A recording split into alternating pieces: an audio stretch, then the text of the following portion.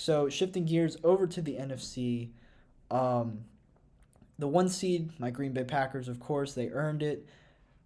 Overcame plenty of adversity. Now Matt LaFleur is close behind Mike Vrabel for the Coach of the Year honor, in my opinion. But Mike Vrabel was able to overcome the injuries at a much greater scale with those 91 players having to suit up. But Matt LaFleur was able to guide this team through a lot of injuries as well.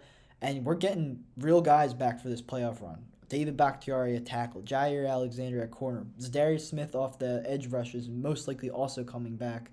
And even Whitney Merciless, who a guy we signed mid-season, he was hurt, and even he's coming back, and that's a fourth pass rusher who knows he's been in the NFL a long time, former Pro Bowler. That's four edge rushers when you throw in Preston Smith and Rashawn Gary that I really think is going to be a huge advantage for the Green Bay Packers in this playoffs, especially as a home team. And it's just something that we haven't had in many of these playoff runs over the past decade. Not since prime Clay Matthews did have we had or even one edge rusher like that, and now I think we've got two or three that are at least above average guys. So nonetheless, about the Packers, they're not playing in the first round, but who is playing in the first round is the number 2 seed and the reigning Super Bowl champion, the team that sent us home in disappointment. That would be the Tampa Bay Buccaneers, and they're facing the Philadelphia Eagles. The 10-7 Philadelphia Eagles. Everyone slandered them. I was one of the people slandering them. After those first month and a half, and I think Eagles fans can agree, Nick Sirianni was not doing a good job. He wasn't running the ball. He wasn't using players the way they should be used. Then they traded Ertz. Everybody thought that was weird. Weird timing anyway. People thought it was going to happen before the year, and this team got it together. Granted, they haven't beaten a team over 500 that's a playoff team, but this Eagles team, I mean, it's not their time to win the Super Bowl yet. They're very young. They have the 3 first-round picks, as everybody knows.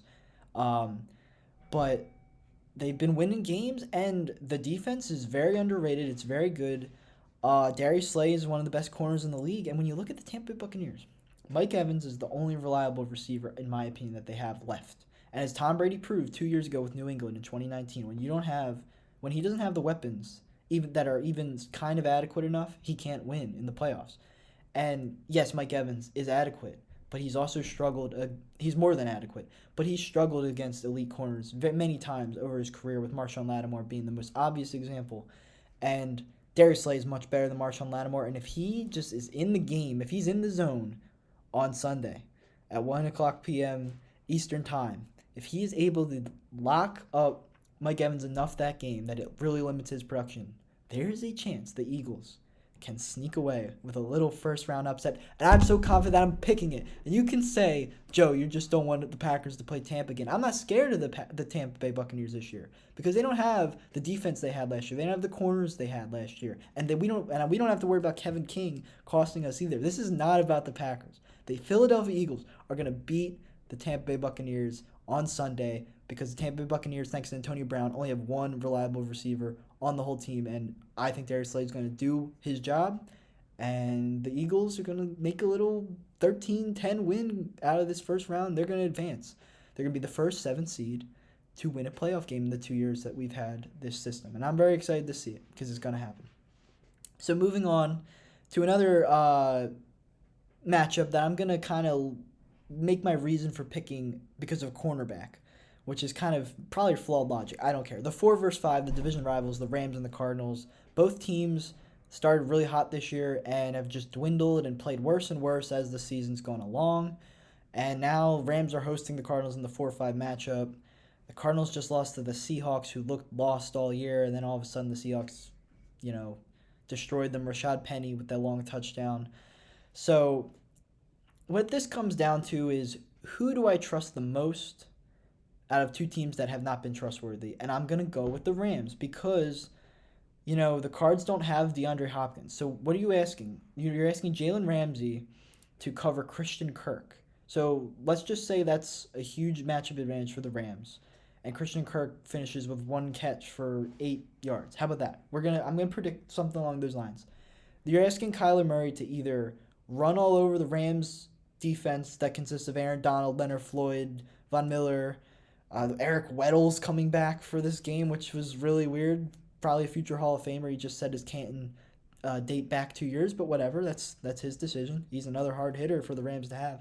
So you're either asking Kyler to run around on all of those guys for a win, or you're asking Rondale Moore and washed up A.J. Green and older Zach Ertz to take down what's left of that Rams secondary. And I just think the Rams have more talent in this situation. And if they lose, they lose. Both these teams, I've been really confused by their end of the season.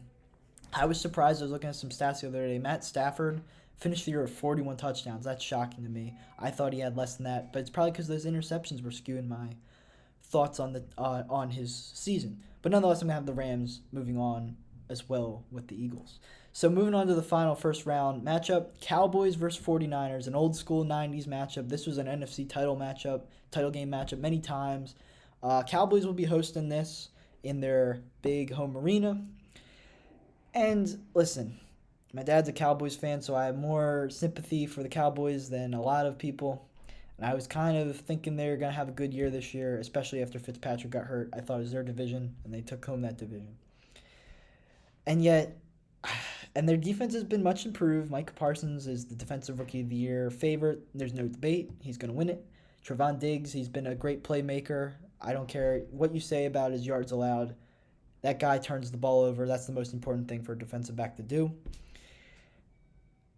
I don't think the Cowboys have the heart to beat the Niners. And that's just, I've watching most of their games this year and seeing how the Niners have been so explosive the remainder of this season.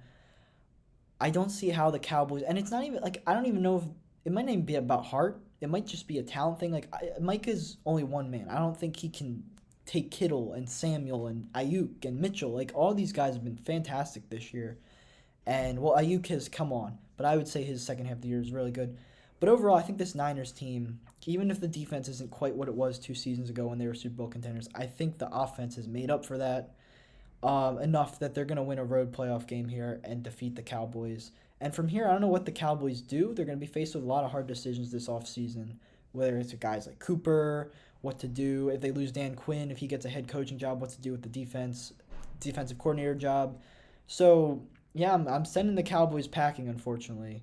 And I was really looking for a Packers-Cowboys game because the Packers always beat the Cowboys in the playoffs, but it's not going to happen this year, unfortunately. So the Niners advance, bringing me the second round. Packers-Eagles, 1-7.